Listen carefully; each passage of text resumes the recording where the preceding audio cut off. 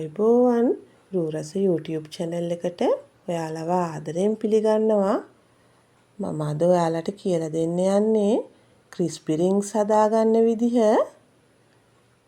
මේක අපිට තේ එකක් බොන වෙලාවට කන්න ලේසියෙන්ම හදාගන්න පුළුවන්.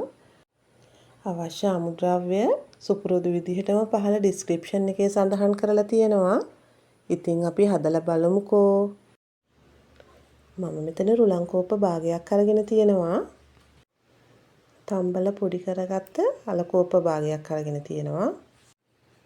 වතුර කෝප්ප එකක් අරගෙන තියෙනවා.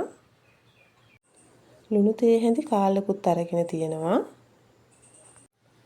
මම භාජනයක් ලිපේ තියලා ඒකට වතුර කෝප්පය දාගන්නවා. වතුර ටික රත් වීගෙන එනකොට ලුණු ටික දාගන්නවා. දැන් චුට්ටක් කලවම් කරගන්නවා. ඊළඟට වතුර ටික හොඳටම රත් වුණාට පස්සේ රුලන් ටික දාගන්න ඕන. ඔයාලා වතුර ගන්න කෝප්පෙන් භාගයක් රුලන් ගන්න. දැන් මේ ටික හොඳට කලවම් කරගන්න ඕන.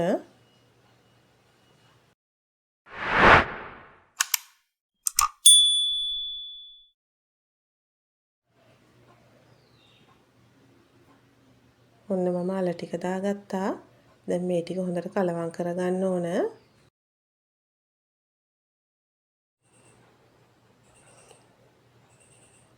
දැන් මේ මිශ්‍රණය හොඳින් කලවම් වෙලා තියෙන්නේ. දැන් අපිට මේ ටික ලිපෙන් අයින් කරගන්න පුළුවන්.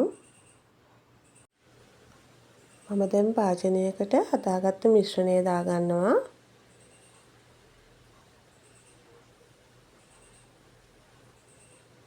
මේකට තෙල් මේස හැන්දකුත් දාගන්න ඕන. ඊළඟට මේ ටික හොඳට අත තද කරලා කලවම් කරගන්න ඕන. එක ගුලියට එක බෝලයක් වගේ වෙනකන් හොඳට අත තද කරලා මේ ටික කලවම් කරගන්න.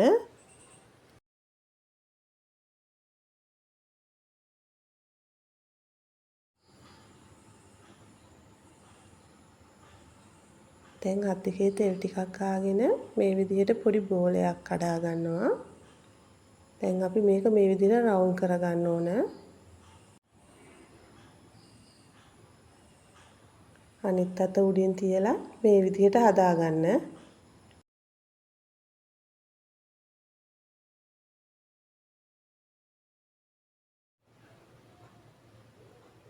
මම දැන් තව එකක් හදාගන්න විදිහ පෙන්නන්නම්.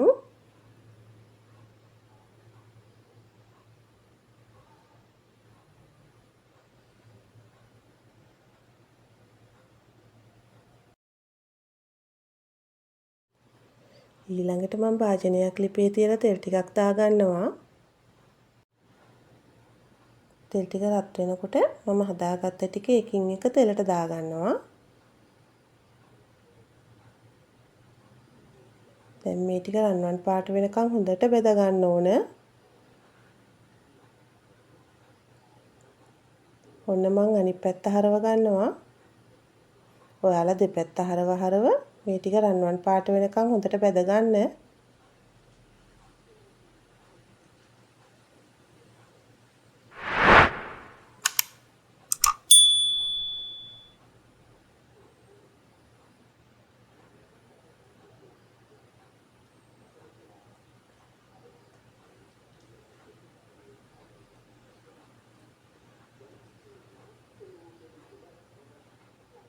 දැන් මම මේ ටික තෙලෙන් අයින් කරගන්නවා.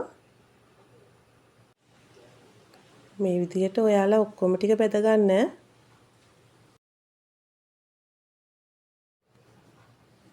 මේ තියෙන්නේ මං හදාගත්ත crispy rings ටික. ඇත්තටම මේක හරිම crispy. ඒ වගේම හරිම රසයි. ඉතින් ඔයාලත් හදලා බලලා රසයිද කියලා කමෙන්ට් එකකින් කියන්නකෝ. වීඩියෝ එක හොඳයි නම් ලයික් එකක් දාලා යාළුවන්ටත් බලන්න ෂෙයා කරන්න. ඒ වගේම මාව සබ්ස්ක්‍රයිබ් කරන්නත් අමතක කරන්න එපා. මගේ වීඩියෝ එක බලපු ඔයාලට ගොඩාක් ස්තුතියි. තවත් මේ වගේ වීඩියෝ එකකින් අපි නැවත හමු වෙමු.